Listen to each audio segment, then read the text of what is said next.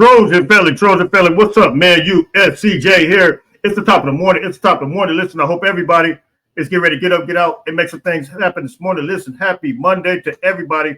Look, man, the Trojans practiced yesterday in the Coliseum, and look, man, it was really go time. It was a beautiful thing. We'll take a look at that real quick, just let you see how beautiful of a day it was. But listen, you guys know once the practice began in the Coliseum, you guys know we are that much closer. It gets serious. You guys know it gets very serious when the Coliseum practices start taking place. And we see it there very clear. The guys are padded up and it's straight up go time, man. But I want to get into something, man, that really crossed my mind. And I asked somebody this question, man. I said, is this defense, when you talk about the personnel, when you talk about all across the board, you guys know we've been going through this defense pretty tough, pretty strong. And whether it's the defensive line, how much depth they currently have right now, or whether it's the defensive backs, how much depth and how deep they are, or whether it's the linebackers, how deep they are. I want to know from you guys. You guys can hit me in the comments, and I'm going to go through this. I want to show you guys something that came out yesterday that USC possibly has the most talent. And on the West, I will say this, out of the West Coast schools right now, that's including Oregon. And we'll take a look at it. We'll jump right into it. And you see it here. This is from Super West Coast. But is this the most talented team that Lynn has had as far as it relates to being a defensive coordinator? And this is one of the reasons why. But not just for seeing this. I already thought about it, and I asked somebody a question yesterday. But real quick, let's take a look at this. This is projected NFL starters for Power 4 programs in the West. Every Power 4 program in the West, how many has NFL caliber players on their roster right now? And you guys know, I told you, I said, listen, man, these people, these national media guys, they're not doing their due diligence. They're not really doing their homework as it relates to the caliber of players, the talent. I'm talking about, you got to remember, Keyshawn Silver was one of the best players, defensive tackle wise, to come to USC, to come in the transfer portal. Also, North Carolina State, Bishop Fitzgerald, he was one of the top safeties to come out of the transfer portal. DJ Harvey was the top-rated quarterback in the country, I think in the Big Ten, and I think in the country, according to PFF.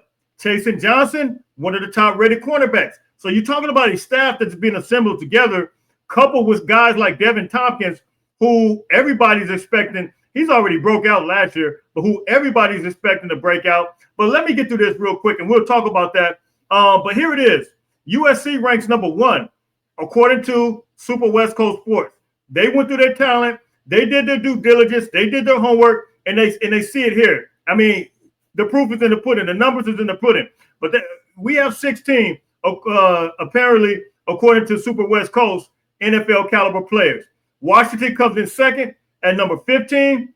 Currently, right now on their roster, Oregon at 12, UCLA at 11, Utah, who's in the Big 12, they're at 11. Remember, this is not just Big 10. This is just West Coast teams, period. So Utah 11, Stanford 11, BYU 5, Cal 5, and you see it there, Arizona 4, Colorado 3, and Arizona State 2. You would think that's kind of a surprise from Arizona State, being that they did go to the playoffs, but they did lose some high caliber players. Scatterboo being that big time running back who was a problem. You guys know, of course, they got transfer Raleek Brown, who used to be with USC. He's there now. But if you look at this, you got to say to yourself, man, wow, USC, a lot of people didn't realize they had this much talent. But you guys know, listen, we weren't just pumping them up just to pump them up. All of these guys, you got to think about the talent that came along with the transfer portal. And let me say it again. Keyshawn Silver, Kentucky. Okay, John Jarrett from Georgia. Chasen Johnson, he came from Central Florida. Bishop Fitzgerald came from North Carolina State. So you couple all that talent with guys like Christian Pierce that we've already had, Kamari Ramsey that we've already had, DeCarlos Nicholson, who's balling out, that we've already had. I'm talking about guys that actually saw a lot of playing time. We see guys like Braylon Conley and a couple other guys, and we know we got Marcellus Williams. We got a couple other guys as well that we feel like, we're going to be some contributors to this football team. But I'm talking about guys that were actually playing such as Anthony Lucas, such as Devin Tompkins, Braylon Shelby, Cam Fountain, Kobe Pepe. All of these guys actually got playing time last year. And these are big-time projected players to really move and groove this year. And, of course, Eric Gentry, by the way, Eric Gentry, the linebacker room, you're looking at it with him, he's up for the Buckets Award right now. Did anybody realize that? He's on the Buckets Award watch list right now. And so that alone, that's saying a whole lot. And then, of course, Desmond Stevens, he saw a lot of playing time last year as well. So, and then you look at the offensive line. Of course, Alani Noah did his thing. He played last year. Elijah Page, he saw some action last year. So, yes, we're going to have to fill a couple of slots as it relates to the offensive line. But we got Reed, John Ray Reed, that's playing center. He started at Syracuse. He was an absolute dog. And so, who knows what's going to happen with DJ Winfield. You guys know I brought that up. But in the event that he is able to come back, he's experienced. But if not, we feel like we're going to fill those slots, those last 3 slots up as it relates to the offensive line at the guard position. And so you got some other guys that got some action in the bowl game, Justin Tawano, as well as Tobias Raymond. Both of those guys saw the action. So this list, let me put it up one more time so you guys can see it. This list is based on, like, we really do have some NFL talent out there. And I think, like, our own fans, listen, man, you guys have to give our own team credit. Yes, they were young last year, but they are a year older this year. And as a result, you got people that really do their due diligence and their real homework. And there's only one other person, you guys know, I told you this, it was Phil Steele, that puts his magazine out every year. He's the only one that I've seen that really did his homework and said he feels like USC could be a sleeper playoff team. They can make the playoffs. He really feels like that. But here's the question I want to get into real quick. And I'm going to be done with this real quick. And it is this the best talent? Now you're looking at this, look at those 16 projected players. Is this the best talent that Deontay Lynn has had since he's been in college? And I'm going to make the argument, yes. Now, when you look at that defense that he had, that was a top 10 defense, right? They finished out top 10, they finished out number 11 that year. But for the most part, that whole year, they were top 10. They just didn't have an offense to really to couple with that defense. But they were a strong defense. They had Latu, and they had Jay Toya, big-time defensive tackle. Now, when you look at that, look at the depth we got right now. And we could just go by defensive line. Would you say that USC's defensive line compared to that defensive line, Jay Toya being the strong guy, and when I look at freshmen like Floyd Bucard, when I look at guys like Carlon Jones, when I look at guys like Kobe Pepe, when I look at John Jarrett, when I look at Kayshawn Silver, when I look at other guys that we have as well, would you say that USC's defensive line possibly stronger? And then Devin Tompkins, who's going to be on that interior defensive line as well, I would say yes. This is Deontay Lynn's probably best line. And I think he alluded to that. I think he actually said that. Now, when we go to the edge spot, would this be the best spot from the edge spot? Now, I can't argue against Latu. Latu was a first rounder. So I got to give him his flowers. I got to give him his credit. But Latu was a beast. But do we have somebody coming along that could possibly, I'm not going to say be a lot better than Latu because Latu was a first rounder. But is there somebody that could be up there, the upper echelon of college football, like an Anthony Lucas, like a Cameron Fountain, one of those guys, Braylon Shelby? Do we have somebody that's going to be equal, maybe not even equal, but just maybe below that, maybe equal? I would say it's a great possibility based on some of the talent, but I can't put them up there. So I would say USC wins on the defensive line from that UCLA team, and I would say UCLA at this time winning right now from a defensive end perspective because Latu was a beast. I think he played edge. Didn't he stand up? I think he played edge. So I would say they might be winning at that spot.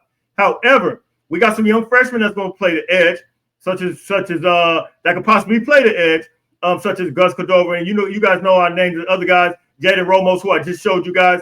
I think those guys can absolutely move and groove.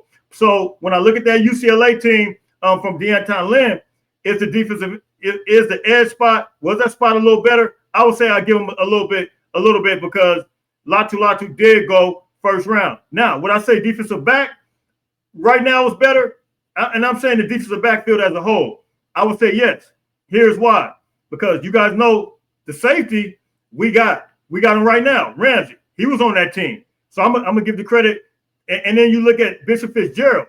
I would give it to us, right? So safety off the top. And of course, you got Christian Pierce. You got other guys, Marquise Gallegos. You got other guys that are underneath that I feel like might move and groove as well. Would I say nickel? I would say yes. Got guys like Prophet Brown, who I think is going to move and groove. And then don't forget, in the cornerback position, we had Humphreys that came from UCLA. And so would I say that this year our cornerback room is probably upgraded compared to that UCLA team? I'm saying yes. Chasen Johnson, second to none. And of course, some of the other guys that I'm high on. Of course, we talked about it. Braylon Conley and a couple other guys. And then the Carlos Nicholson, he has great experience. We saw him lining up with Jacoby Lang, iron sharpened iron, during the spring. I mean, they were going at it, straight up beast mode. And so what I say, the cornerback position is kind of ahead.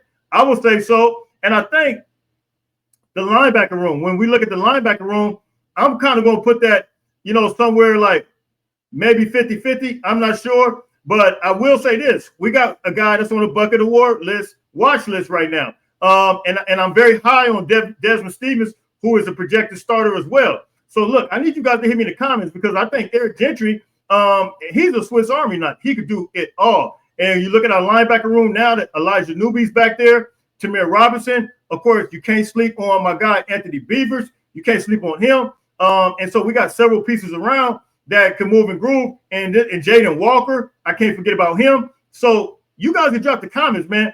And here's the point I want to bring up. If this defense is just as good as that defense, if not better, I think USC is in some great shape because that year that they finished out number 11, UCLA, that defense played against better offenses, hands down, I believe. Don't forget, you had Bo Nix in the league. You had Caleb Williams in the league. You had Cam Ward in the league. You had some crazy offenses that, we had to face in the Pac-12 that was putting up some crazy points. Man, God, you guys drop the comments, man. You guys tell me what you think. Is this defense, and don't forget, I'm going to put it up here again so you guys can see, USC right now, projected NFL starters for P4 programs in the West Coast. Right now, they're saying that we have 16, the most on the West Coast teams, and that's over Oregon, man. Drop the comments, man. You guys tell me what you think. You guys already know where you can find me. It's USCJ32 on Instagram, USCJ32 on Twitter. Let me put this up real quick. This is the projected playoff. This is according to FanDuel, I believe, which is, I think, Sports Illustrated. Ohio State, 62% to make the playoffs. Oregon, 58. Penn State, 46%. Iowa, 25. Washington, 24. Michigan, 24. Indiana, 22. USC, 14. Illinois, 13. Isn't that ironic? USC is ahead of Illinois on that. UCLA 13, Nebraska 10, Minnesota 9%, Rutgers 8%, 4% Maryland, 3% Wisconsin, 2% Michigan State, 2% Purdue, 2% Northwestern. Drop the comments, man. You guys tell me what you think. USC's in the mix, man. Bottom line, we are a playoff team, and I think a lot of people are going to find out this year. I'm out of here, man. Happy Monday to everybody.